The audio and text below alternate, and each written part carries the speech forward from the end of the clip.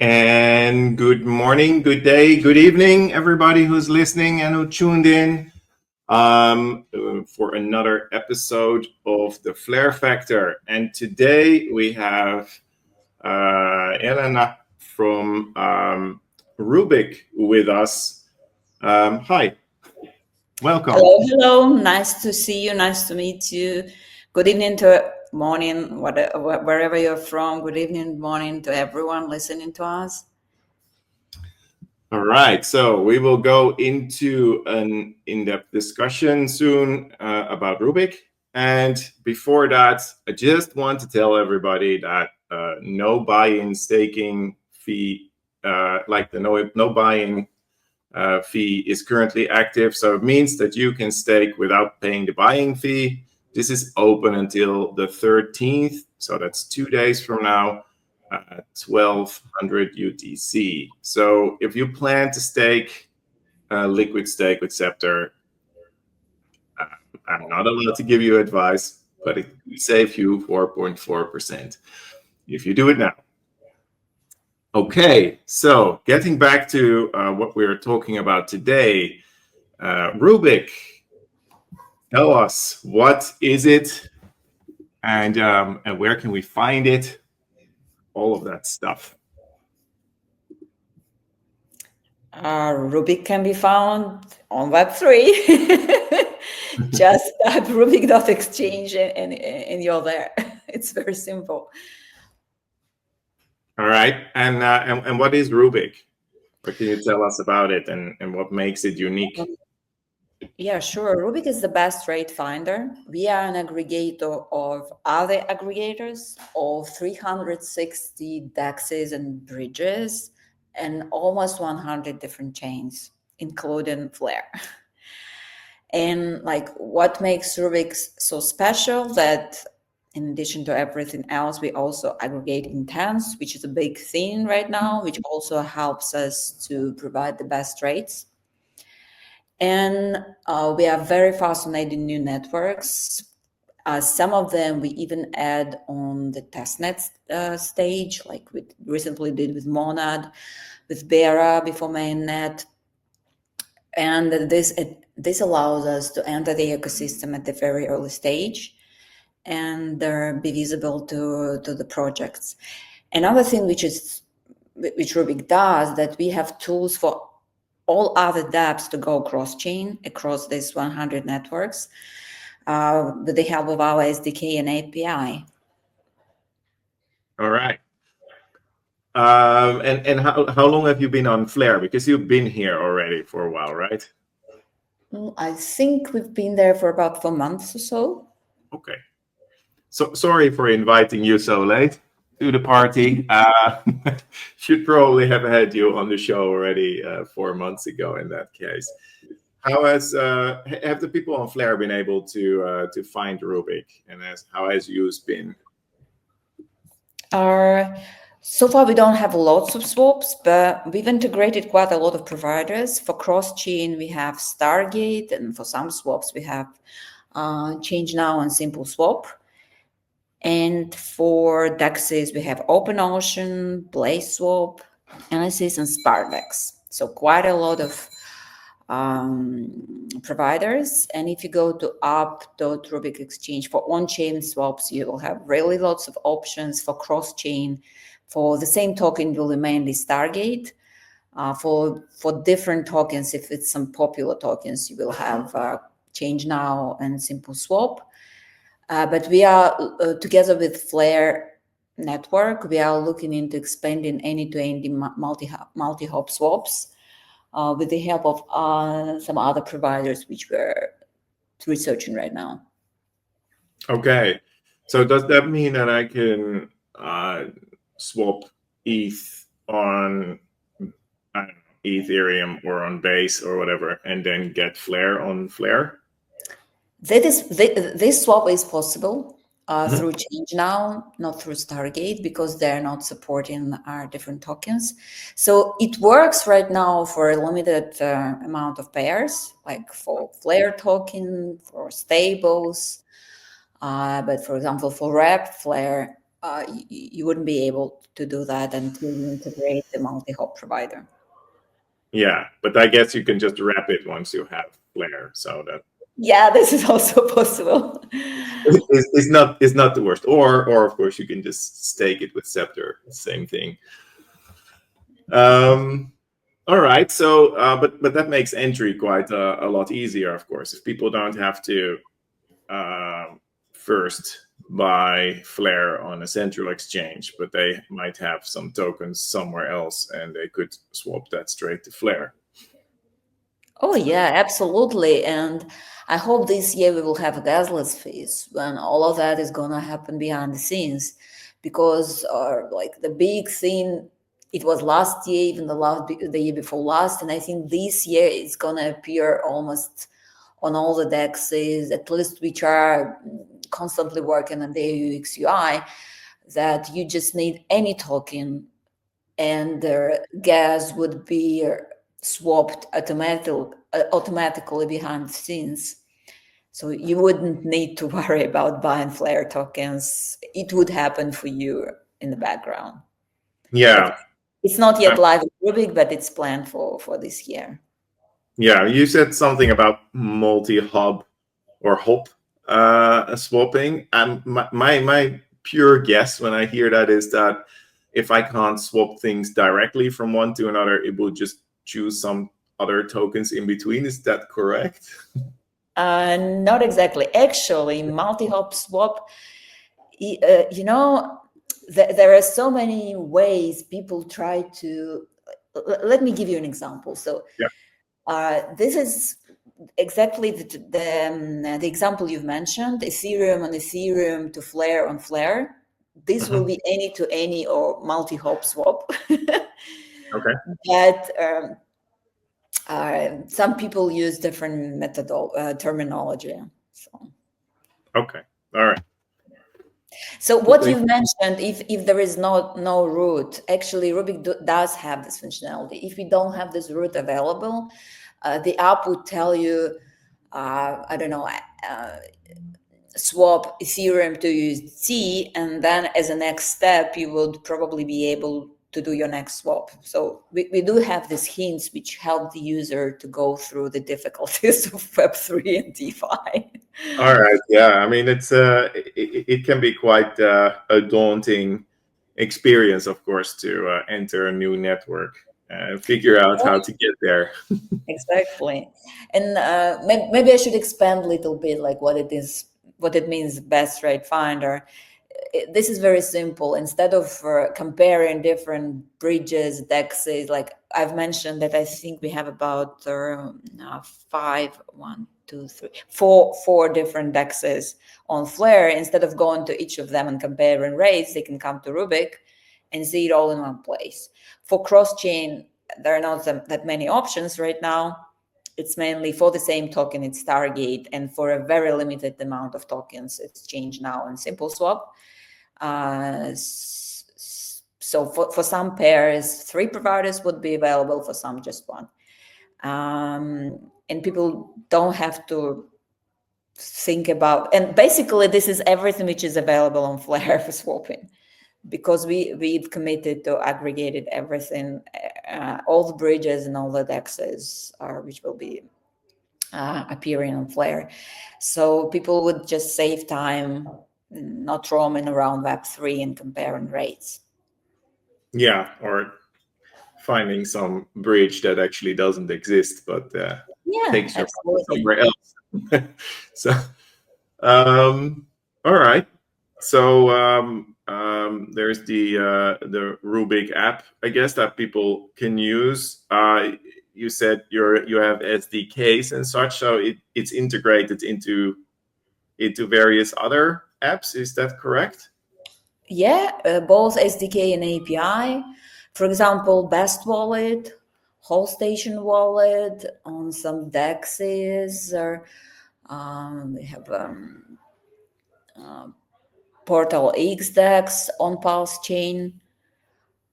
Some bigger dexes you have in negotiations, which I cannot talk right now. So, and we have some other projects like we are starting with launch pads a lot. Okay. So it is possible that you're using Rubik when you do some bridging in your wallet or changing something from one another token in your wallet app, depending, of course, on the wallet app you're using. Yeah, and in the wallet, the thing that you wouldn't even know that that Rubik is behind the hood. Yeah.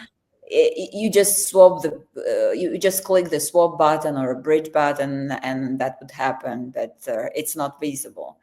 If you would visit the Portal X example, you would simply see Rubik but colored in some other colors. It will be almost the same app, and they were using our SDK.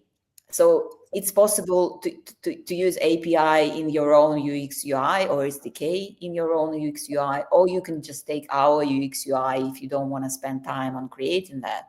Both options are possible, and SDK is fully customizable when it comes to fonts, some pieces of the app, colors, of course, logos, whatever. We also have a widget, but it's not very popular. It's a very fast integration for 10, like something like 10 minutes. But it's pretty limited functionality, so it's better to use SDK or API. And yeah. All right. So you have a lot of tools for other builders in the Flare network to get started. Absolutely, that's actually what I wanted to say. That for other people who build on Flare networks, it's pretty easy to use Rubik tools, and so that their audience would be connected to any other networks they have tokens on. So they don't need to leave their platforms and search for a bridge. So if it's a DEX on Flare, or if it's a gaming project or any kind of project where users need to swap across chains, our functionality can be used and integrated, and they immediately get almost 100 chains, including non-EVM like Solana, Bitcoin, Tron. Tron is EVM, but anyway, and all the new chains as well. All right. So if you had to say you probably have the one sentence somewhere. If you have to say what does Rubik bring to the Flare network in just one sentence, what would you say? It's very simple. We bring the best rates and we bring aggregation, so Okay. that people don't need to waste their time roaming around and finding where is the better rate. Yeah. Okay. So that's very clear for the users. I guess they can simply use this to figure out what the best rates are and get them without having to jump from one DEX to another to compare them to each other, which I have done on the Flare network. Also, like several windows open, typing a certain amount of Flare, seeing what the result is, and then making a choice. That all is done by Rubic. Would you be able to give us some kind of demo of Rubic, so that people don't jumping? In just a second, I will open the application and share my screen.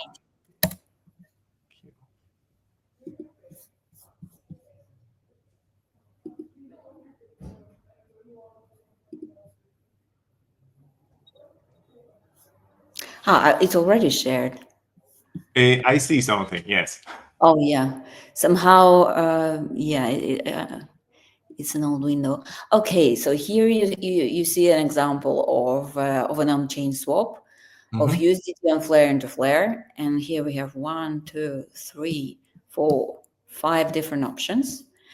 So this is the best one. It's automatically featured. It also gives you the approximate time of the transactions.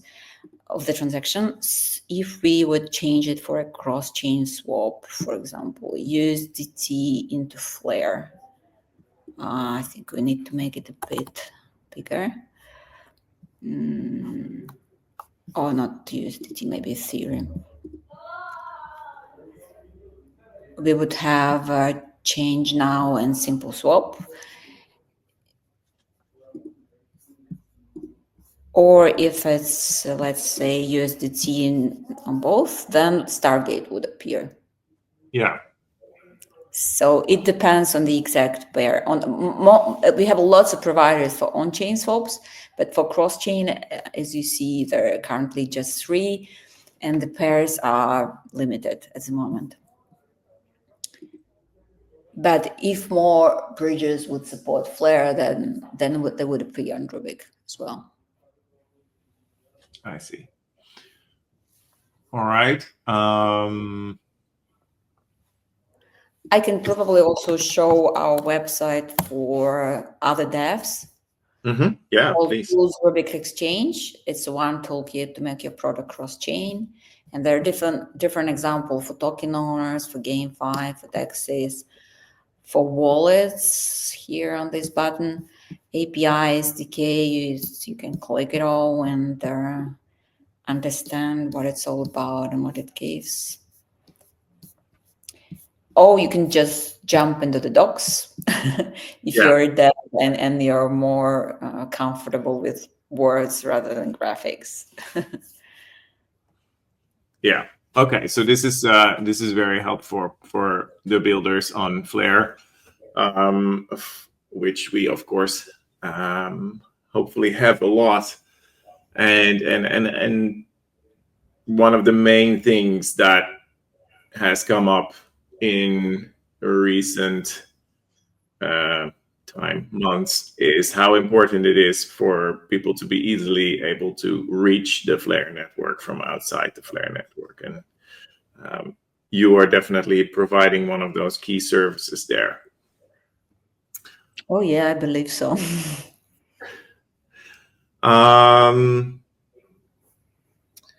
Can you tell us anything that you're not supposed to tell us? In 2 weeks, I wouldn't name your name. No. I mean, is there anything new coming up that? As I mentioned, we are looking a lot into chain and account abstraction, especially chain express. Actually, I probably should present my screen once again and tell you about a new feature. Okay, yeah, go ahead.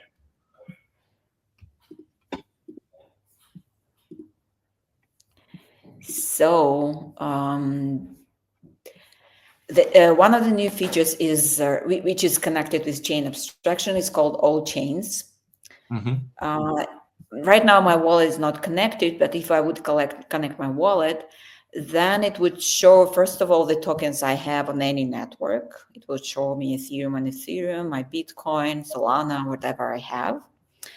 And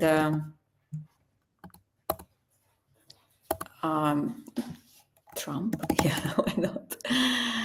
Or USDT, let's say. Not training, sorry. You should press all tokens. And then it would show you Ethereum on Ethereum, Ethereum on Arbitrum, Ethereum on Base, Ethereum on Optimism, Ethereum on zkSync, and so on and so forth and so forth. Or Flare would definitely be just on Flare. Well, we also have a floor cheeseburger, so I mean. So basically, instead of trying to find your token, trying to find first the network, like how I would normally do, I would type in Flare, then I would find token. Yeah.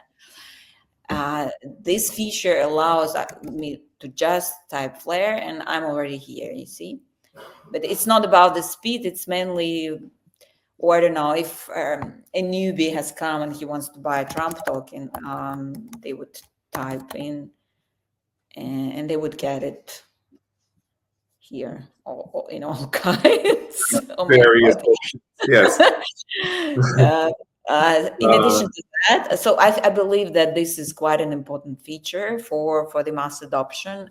It yeah. can be, it would evolve later, and we don't know how exactly, but definitely will. Another thing which we added very recently is the trending gainers and losers. Gainers and losers are automatically updated based on CoinGecko CoinMarketCap data, Yeah. showing the percentages. And trending is based on trending CoinGecko CoinMarketCap or some of the partnerships we are having. So also quite a useful thing. And I see little shields everywhere. I assume they have a meaning. Oh What? yeah, I'm not a dev and I don't keep all this information in my head, but this is security shield from the provider.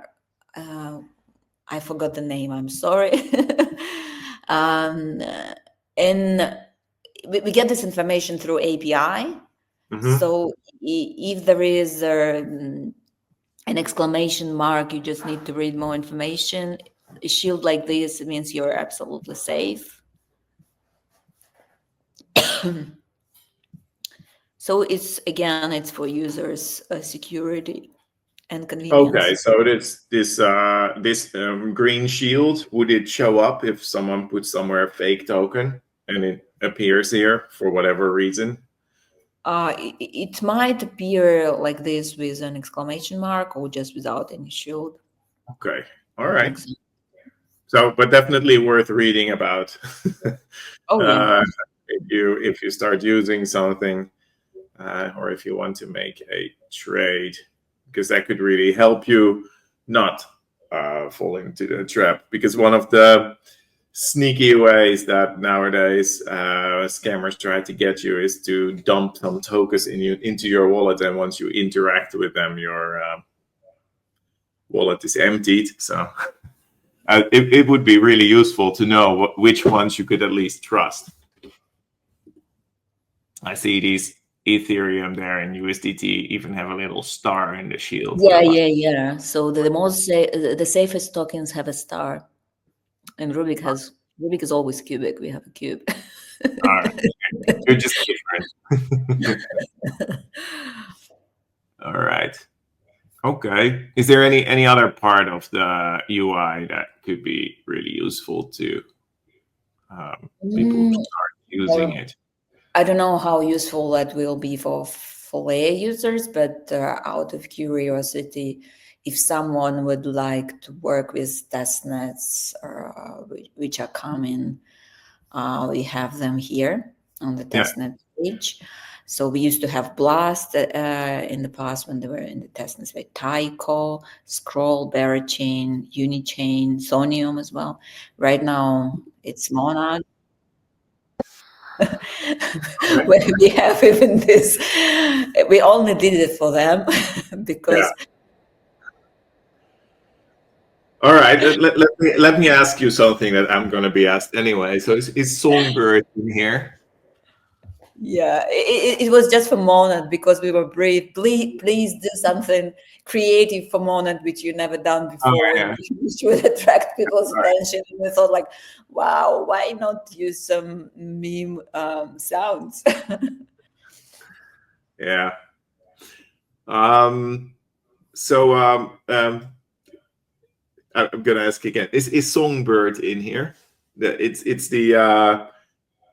It's not really a test network, but still is sort of a test network for Flare. You might be familiar with it.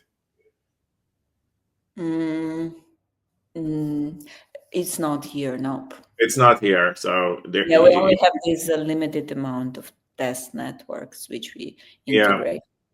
it's not actually like I'm not sure like how to explain it. It does have a value in that network. So it's not like a test network, as in you just get some free tokens and you play around. Um, it's the token is SGB. I would almost want to type it into your screen just to see if it's there. But Uh, I'm sure it only, you see, it only has a very limited amount of tokens. Like, it's not there 100%. It's mostly Ethereum, red Ethereum, and things like yeah, that. yeah. All right.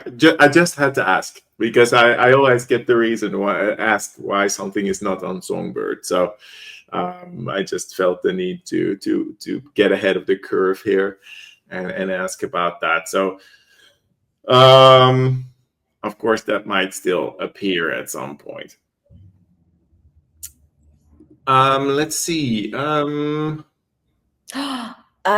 think that all this time I was showing you a different screen. Yeah, I was showing you another screen. Oh my God. What? You I just were went clicking through on it, all so the then I will need to show it to you again shortly. Yeah. This is how testnets looks. That's why I think you were asking me all this question, because I was sure I'm showing you this yeah. interface. Okay. All right. Yeah. Yeah. I was asking questions about the regular interface. Yeah, I actually expect that Songbird wouldn't show up here. It would probably show up in the regular networks because yeah, the token does have a value and you can buy and sell it and everything. But it is in Flare still considered, it's called a canary network. So it has value. You're like, if possible, you would deploy there first, try to see if everything works, and only after testing there you would move on to Flare. But these are real test networks, right? yeah, yeah, yeah. Yeah. Okay. Because Mono, for example, is not even yet in the mainnet. Yeah. Okay. All right. So might be useful for people who are building their app first on the test network and want to interact with another app. Maybe we can see if there are some questions from the audience. Yeah, sure. Let's see if something appears there. Why did Rubik choose to include Flare in its aggregation activity, and what does it bring to the table? I think we've included Flare into the aggregation because it was a new network which seemed to be promising and interesting. That's why we added that. To bring new users to Rubik, to provide Rubik's Flare's ecosystem with the tools to go across chain and to use Flare, and to provide Flare's users with the convenience of the aggregation. Yeah. All right. This question you just answered. Yeah, I mean you basically answered that during earlier questions. But all right. Yeah. This What this one you mean? Yeah, I think I've answered this, but I can repeat. Yeah, feel free to repeat. What uniqueness does Rubik offer that will lure me into using it apart from traditional DEXs on Flare? I think I've showed it quite well during the demo. Then when you go when you choose an on-chain swap, you would get 5 DEXs in one place and see the best rates for the pair you need. Like what can be better? Yeah, I think that can be very useful, and you can, of course, I'm assuming you can still choose another text, not the best one, if you want, for whatever personal reason you might have for Oh that. yeah, of course. Yeah. Yeah, you're free to choose any. Given your access to so many networks, do you have plans to feature other offerings such as liquidity pools or yield farms? I'm not sure about this, about liquidity pools and yield farms. We might be adding some functionalities for launchpads. For example, if a launchpad would integrate Rubic, then their tokens, which are not even yet listed on DEXs anywhere, they would automatically get into Rubic. So this is a feature, quite an interesting feature. If I don't know if it's already executed somewhere. And of course, at the DEX stage, it's kind of the usual routine. Yeah. So that's not so special. But that could still be a great way to, of course, get your token sale going. That what you just explained. Okay, let's see what else.